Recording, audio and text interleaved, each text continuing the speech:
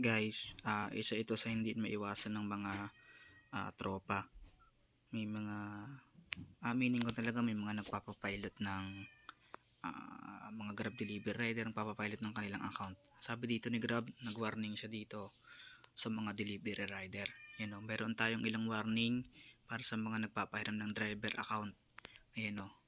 Dito, na-detect ng ating system na mayroong ilang mga delivery partner nagpapahiram ng kani-kanilang driver account.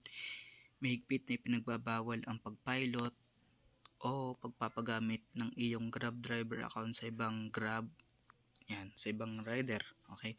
Mga panganib ng account sharing, katulad yan, number 1, kung ang pinahiram ng iyong account ay gumawa ng krimen, maaring ikaw ay managot para sa kanilang kasalanan. Tapos, pangalawa, hindi ka na makakapag-avail ng loans mula sa Grab Finance. So, malaking tulong din to yung loan. Kaya kapag gumawa ka ng mali or pinahiram mo yung account mo, kapag na-detect yun, maaring hindi ka na makakuha ng loan. Yung pangatlo, maaring humantong sa pagkaban ng iyong driver account.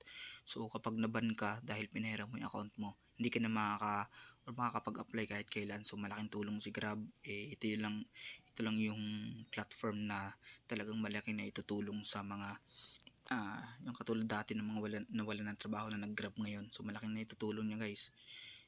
Layunin natin na manatiling marangal ang bawat biyahe at serbisyong hain natin. Hindi rin ito patas para sa kapwa delivery partners natin na tapat ang serbisyo.